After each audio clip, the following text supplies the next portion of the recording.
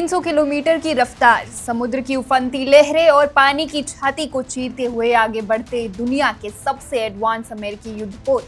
लेकिन जरा रुकिए, क्योंकि इस नीले समंदर के ठीक ऊपर आसमान के सन्नाटे को चीरती हुई एक ऐसी मिसाइल आ सकती है जिसे रडार भी पकड़ ना पाए।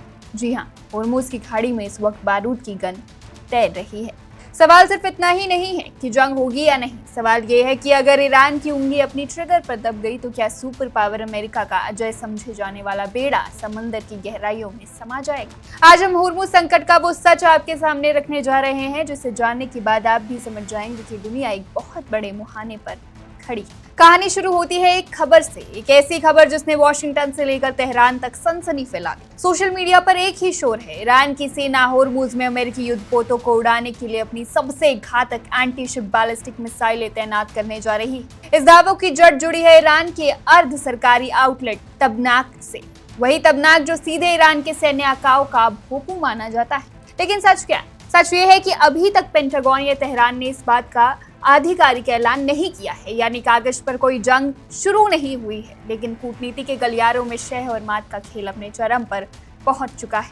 आखिर इस पतले से समुद्री रास्ते के लिए दो मुल्क आमने सामने क्यों खड़े? क्योंकि होर्मुज सिर्फ एक रास्ता नहीं है, पूरी दुनिया की सांसों की डोरी है। दुनिया का 20% तेल इसी रास्ते से होकर आपके और हमारे घरों तक पहुंचता है। अमेरिका अपनी नौसेना के दम पर यहाँ अपनी धौंस जमाना चाहता है, तो दूसरी तरफ ईरान कह रहा है कि हमारी सरहद में कदम रखा तो वापस का रास्ता भूल जाओगे। ईरानी अधिकारियों ने खुले तौर पर अल्टीमेटम दिया है कि अगर उनके तेल टैंकरों का रास्ता रोका गया तो वो इस पूरे समुद्री रास्ते को शमशान बना देंगे। अब बात करते हैं उस हथियार की जिससे अमेरिकी नौसेना के पसीने छूट रहे हैं, ईरान की एंटी शिप बैलिस्टिक मिसाइल। आम मिसाइलें पानी के ऊपर सीधी उड़ती है जिन्हें रडार आसानी से पकड़ लेते हैं, लेकिन बैलिस्टिक मिसाइल, ये मिसाइल आसमान को चीरते हुए अंतरिक्ष की ऊंचाइयों तक जाती है और फिर हाइपरसोनिक स्पीड से सीधे 90 डिग्री के कोण पर दुश्मन के युद्धपोत की छत पर गिरती है। ईरान के मिसाइल जखीरे में 3 सबसे खतरनाक नाम दर्ज है। पहला, खलीज फार्स, 300 किलोमीटर की रेंज, ये मिसाइल चलती हुई नाव के ऊपर भी सटीक निशाना साध सकता है। दूसरा, होर्मुज सीरीज, इसका इकलौता मकसद है दुश्मन के रडार और इलेक्ट्रॉनिक सुरक्षा तंत्र को अंधा कर देना। और सबसे बड़ा खौफ, तीसरा, ज़ुल्फ़िकार बासिर, मारक क्षमता 700 किलोमीटर।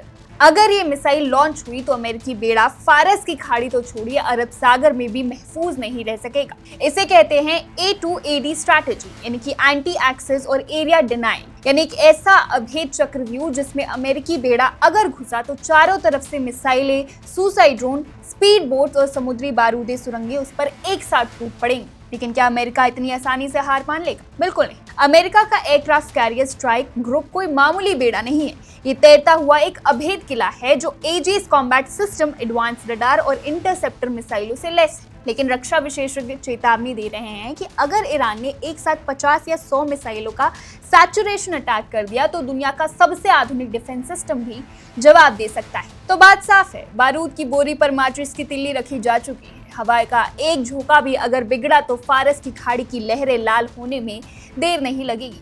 फिलहाल जंग का ऐलान नहीं हुआ है, लेकिन तनाव का ये थर्मामीटर बता रहा है कि होर्मुज में छाई एक खामोशी किसी बहुत बड़े धमाके की आहट भी हो सकती है। अब फैसला आपके हाथ में है। आपको क्या लगता है, क्या ईरान का ये मिसाइल खौफ सिर्फ अमेरिका को डराने की कूटनीति है, या फिर हम तीसरे विश्व युद्ध के सबसे खतरनाक दौर में कदम रख चुके हैं? अपनी राय नीचे कॉमेंट बॉक्स में हमें जरूर बताइएगा। फिलहाल बस इतना ही। देश और दुनिया की तमाम बड़ी खबरों के लिए देखते रहिए वन इंडिया ही।